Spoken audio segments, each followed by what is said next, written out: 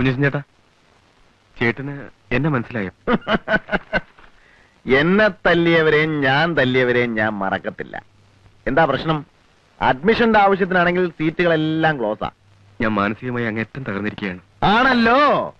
ഉത്സവ പറമ്പി വെച്ച് പെണ്ണെ കയറി പിടിക്കുക, നാട്ടുകാർ മുഴുവൻ കൈകാര്യം ചെയ്യുക, പോലീസ് സ്റ്റേഷനിൽ പോലീസുകാർ തല്ലുക. മനസ്സിന് മാത്രമല്ല ശരീരത്തിനും അസുഖം ഉണ്ടാവുന്ന ഇടപാടാ. സത്യത്തിൽ ഞാനിന്ന് കാഞ്ഞിരപ്പള്ളി പാപ്പന്റെ ആൾക്കാർ മോളിക്കുട്ടിയെ വളയുന്നത് കണ്ടു. ചേട്ടനും മോളിക്കുട്ടിയെ നോട്ടമിടുന്നത് കണ്ടു. പെരുന്നാൾ ആളിന്റെ ഇടയ്ക്ക് അവൾക്കൊരു ഉപദ്രവം ഉണ്ടാകണ്ടെന്ന് വിചാരിച്ച് ഞാൻ മെല്ലെ പിന്തുടർന്നതാ. പിന്നെ ജിമ്മി ആൾക്കാർ അവളെ ഉപദ്രവിക്കുന്നത് കണ്ടപ്പോ സത്യം പറയാം, എന്റെ അമ്മ സാക്ഷിയായി പറയാം, ഞാൻ രക്ഷിക്കാൻ ഓടി വന്നതാ. പക്ഷെ നിങ്ങൾ എല്ലാവരും കൂടി തെറ്റിദ്ധരിച്ച് എന്നെ. അയ്യോടാ, അമ്മയല്ല താൻ അമ്മുമ്മയെ കൊണ്ട് ആണായിട്ട് പറഞ്ഞാലും ശരി, ഞാൻ വിശ്വസിക്കത്തില്ല. ഞാൻ ഇതൊക്കെ ഒരുപാട് കണ്ടതാടോ. ഉത്സവപ്പറമ്പിലും ആറാട്ടിനും പെരുന്നാളിനും ദീപാരാധന തൊഴുന്നിടത്തും പെമ്പിള്ളേരെ തൊട്ടും തലോടിയും തോണ്ടിയും തല്ലിയും തല്ലുകൊണ്ടുമൊക്കെ എനിക്ക് നല്ല ശീലവാ. അങ്ങനെയുള്ള അവസരങ്ങളിൽ പിടിക്കപ്പെടുമ്പോ ഞാനും ഇങ്ങനെ ചില്ലറ കള്ളങ്ങളൊക്കെ പറയാറുണ്ട്. ചേട്ടാ, മിണ്ടിപ്പോരുത്. ആ പെണ്ണെ താനങ്ങ് മറന്നുകളാ. അവക്കിപ്പോ വേറെ ചില കല്യാണാലോചനകളൊക്കെ വരുന്നുണ്ട്. തന്നെയുമല്ല, അവക്കിപ്പോ തന്നെ കണ്ണെടുത്താ കണ്ടുകൂടാ. മോളിക്കുട്ടിയെ നേരിട്ടൊന്ന് കണ്ട് ആ ഏരിയയിൽ എങ്ങനെ കണ്ടാ നിന്റെ കൈയും കാര്യം ഞാൻ തല്ലി ഓടിച്ചു കളയും. ചേട്ടാ, ഒരു പെണ്ണിന് തന്നെ ഇഷ്ടമല്ലെന്ന് പറഞ്ഞാൽ പിന്നെ തനിക്കും തലത്തൊരു സൂക്കേട്. അവക്ക് തന്നെ ഇഷ്ടമല്ല പോരെ. എടോ, തന്റെ അപ്പന് നല്ല കാശും സൗകര്യവും ഒക്കെ ഉള്ള ആളല്ലേ. വേറെ ഏതെങ്കിലും പെണ്ണെ തപ്പി പിടിക്ക്. ഇത് വിട്. സമയമനക്കെടുത്താൻ നടക്കുന്നു. ചേടാ, എന്തൊരു ഏടാകൂടമാണെന്ന് നോക്കി. ജീവിതത്തിൽ ആദ്യമായിട്ട് കാണാൻ കൊള്ളാവുന്നതും സൽസ്വഭാവിയുമായ ഒരു പെണ്ണ് മനസ്സിലോട്ട് കയറി വന്നതാ. അവളെ എങ്ങനെയാ ഒന്ന് വളച്ചെടുത്തൊരു ജീവിതം ഉണ്ടാക്കുമെന്ന് ആലോചിക്കുമ്പോഴാ അവന്റെ അമ്മയുടെ ഒരു ആണയിടല്.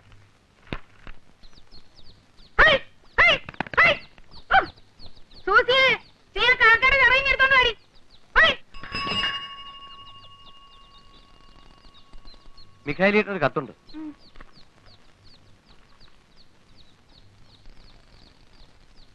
ആരുടെയാടി? ഉപ്പുകണ്ടത്തിലെ അമ്മച്ചന്മാരുടെയാ. ആ, മോളിക്കുട്ടിക്ക് ഒരു ചെറുക്കനെ ആലോചിക്കുന്ന കാര്യം പറഞ്ഞിട്ടുണ്ടായിരുന്നു. പൊട്ടിട്ടെ, വേഗം പൊട്ടിച്ചങ്ങോട്ട് വായിക്കടി.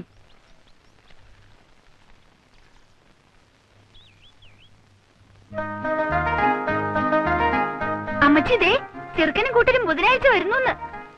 ബുധനാഴ്ച എന്ന് പറയുമ്പോ ഇന്ന് ചൊവ്വ. എന്റെ പാറമാധവേ, നാളെയോ?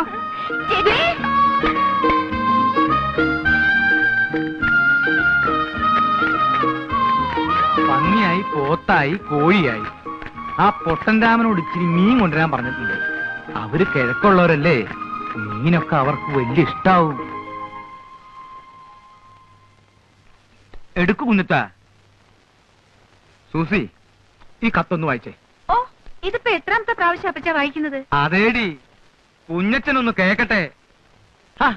കുഞ്ഞച്ചൻ അവൻ നമ്മുടെ ആളല്ലേ.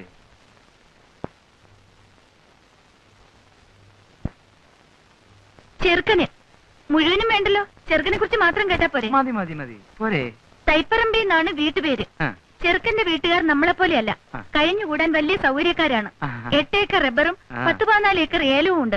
4 ചേട്ടാനുജന്മാർ, 3 പേര് കമ്പത്താണ്. കമ്പം തേനി. അവരവിടെ വലിയ നിലയിലാ. ഇളയവനായ, അതായത് നമ്മുടെ മോളിക്കുട്ടിയെ കെട്ടാൻ പോണ കുട്ടിയപ്പൻ, അവൻ മാത്രമേ വീട്ടിലുള്ളൂ.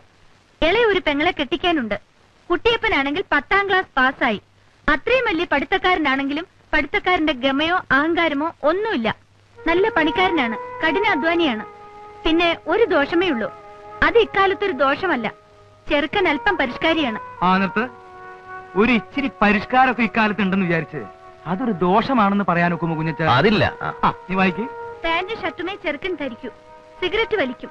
കള്ളുകുടി, പൊടിവലി, കണ്ടമാനമുള്ള നടപ്പ്, അങ്ങനെയുള്ള ദുശീലങ്ങളൊന്നുമില്ല. പിന്നെ പരിഷ്കാരിയായ ഒരു ചെറുക്കനെ ആയിരിക്കുമല്ലോ മോളിക്കുട്ടിക്കും ഇഷ്ടപ്പെടുക. ഏതായാലും പയ്യനെ നിങ്ങളൊന്ന് കണ്ടു നോക്കുക. ശേഷം കാഴ്ചയിൽ എന്ന് കർത്താവിന്റെ ഐക്യത്തിൽ സ്വന്തം കോര. നല്ല പയ്യനാണെങ്കിൽ നടക്കട്ടെന്നേ. മോളിക്കുട്ടിയുടെ ഇഷ്ടമാണല്ലോ പ്രധാനം. പിന്നെ മോളിക്കുട്ടി ഇഷ്ടപ്പെടും പരിഷ്കാരിയാവുമ്പോ.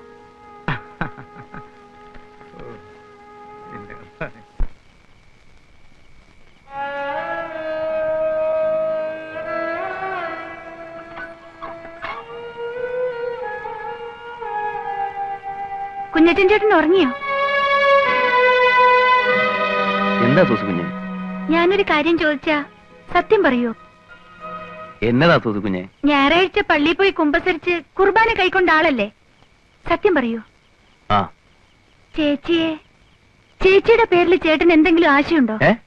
ഞാനിങ്ങനെ തുറന്നു ചോദിക്കുന്നത് കൊണ്ട് വിഷമിക്കരുത്. ചേച്ചിയെ കല്യാണം കഴിക്കണമെന്ന് കുഞ്ഞച്ചൻ ചേട്ടന് ആഗ്രഹമുണ്ടോ? നീ എന്നായി പറയുന്നേ? ചേച്ചി അങ്ങനെ വല്ലതും? ചേച്ചി അങ്ങനെയൊന്നും പറഞ്ഞില്ല, പക്ഷെ എനിക്കങ്ങനെ തോന്നി. അതിപ്പോ ഞാൻ ആഗ്രഹിച്ചിട്ട് അങ്ങനെ ഒരു ആഗ്രഹം ഉണ്ടായിരുന്നു. കണ്ടാ കൊള്ളാവുന്ന ഒരുത്തൻ, കേറിക്കിടക്കാൻ ഇടവും 10-15 ഏക്കർ സ്ഥലവും പരിഷ്കാരികമായ ഒരുത്തൻ വരുമ്പോ പിന്നെ ചട്ടമ്പിയും പറയാൻ കൊള്ളാവുന്ന ഒരു അഡ്രസ് ഇല്ലാത്തവനും ജയിലിൽ കിടന്നവനും ഒക്കെ ആയി പിന്നെ ഞാൻ എങ്ങനെയാ അത് അങ്ങനെ ഒരു ആശ ഉണ്ടെ തന്നെ പറയുന്നേ? ആശയുണ്ട്, അത് മറന്നു കളഞ്ഞു. മോള് പോയി കിടക്ക്.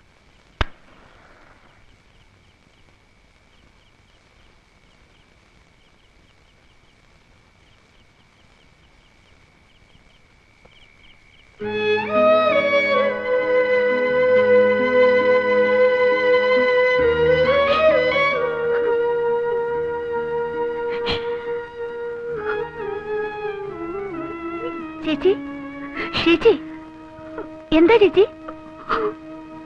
എന്ത് പറ്റി ചേച്ചി? എനിക്ക് കല്യാണം വേണ്ട, എനിക്ക് കല്യാണം വേണ്ട. അതെന്താ ചേച്ചി? ചേച്ചിക്ക് അയാളെ കണ്ടിട്ടില്ല, പറഞ്ഞു കേട്ടിടത്തോളം മോശമുണ്ടെന്നും പറയാൻ പറ്റില്ല.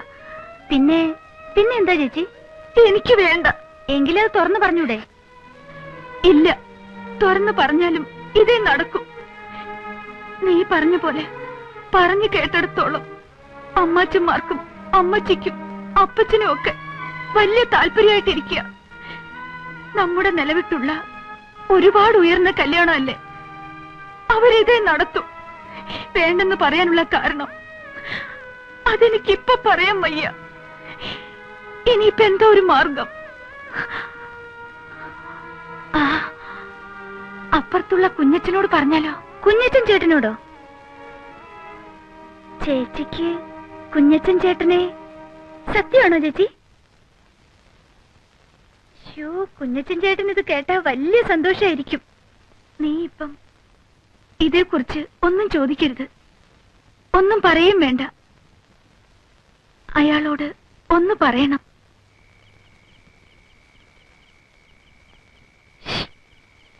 ആരാത്? പതുക്കെ.